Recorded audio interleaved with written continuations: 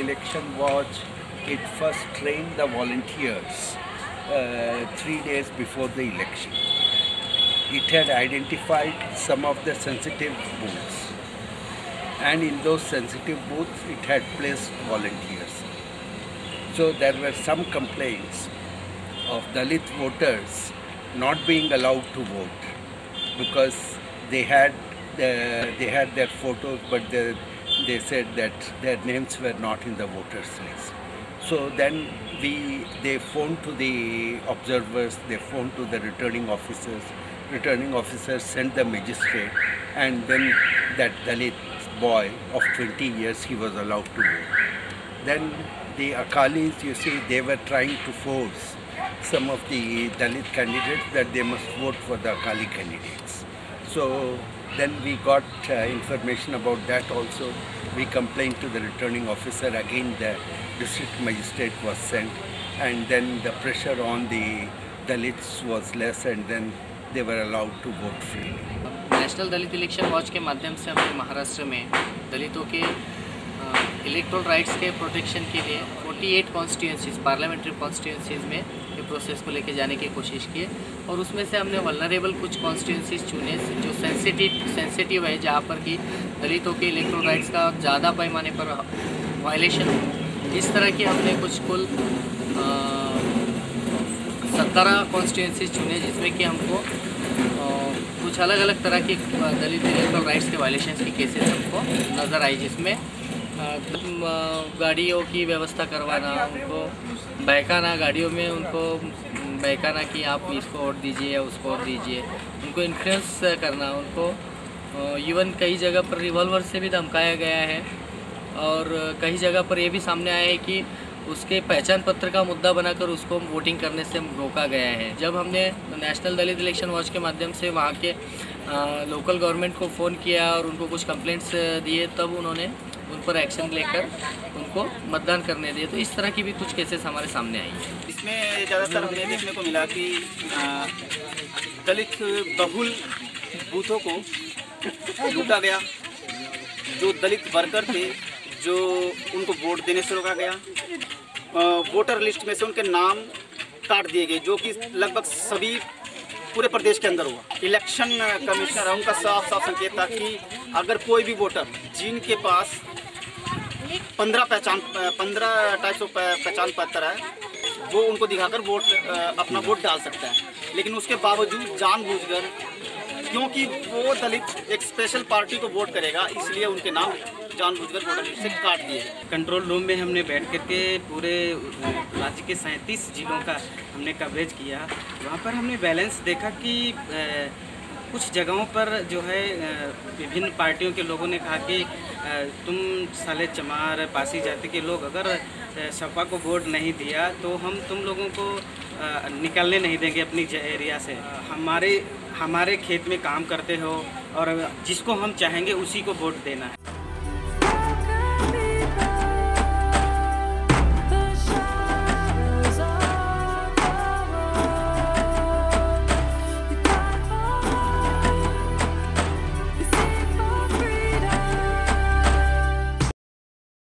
Andhra Pradesh, more than in any other state, the influence of money and liquor is very, very, very unfortunately high level compared to other states.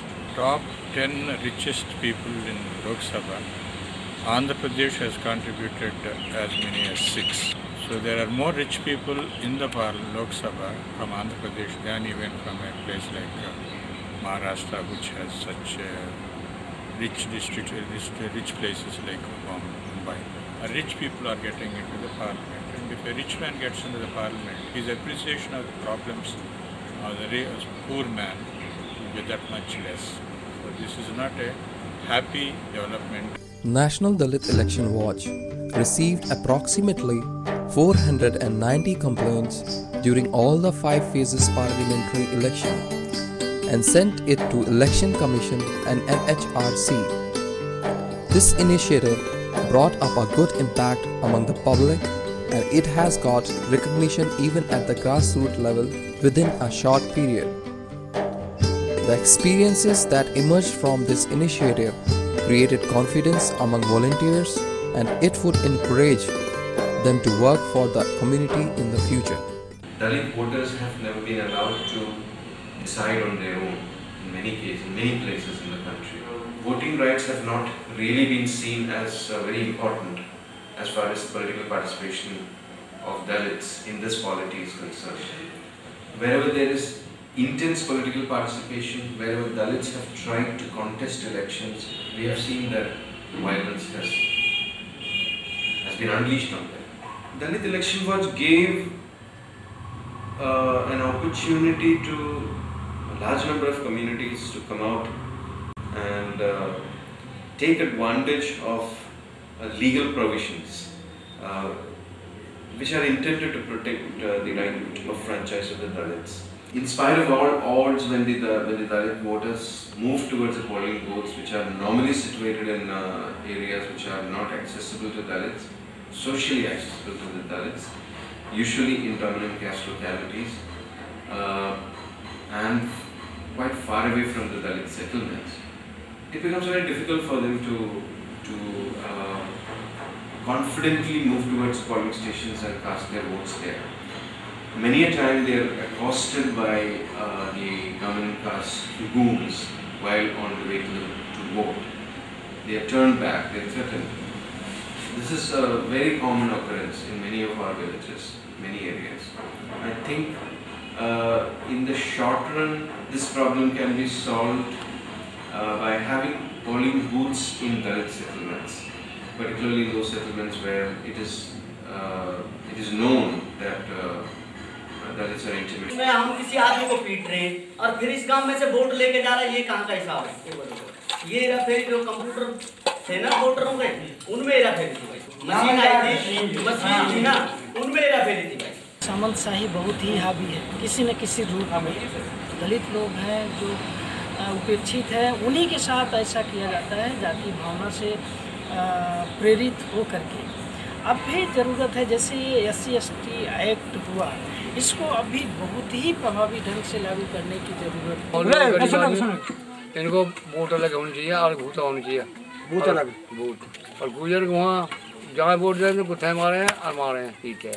जहाँ पर दलित बस्ती में polling station नहीं है उसका भी सर्वे करना चाहिए, और फिर वहाँ पर उस बस्ती में दलित बस्ती में पोलिंग स्टेशन को स्थापित करवाने के लिए हम लोग को सरकारी स्तर पर प्रयास करें। We met the election commission in the process. Our chief advisor under the PS Krishnan, the delegation met the election commission. The full commission was present, and we have given the various recommendations to them. One is the immediately making a vulnerability mapping effectively. Wherever the atrocities are bound to happen, and map up those areas and take the preventive measures. So one of the objectives to initiate this process is to evolve some kind of a mechanisms to monitor the election process.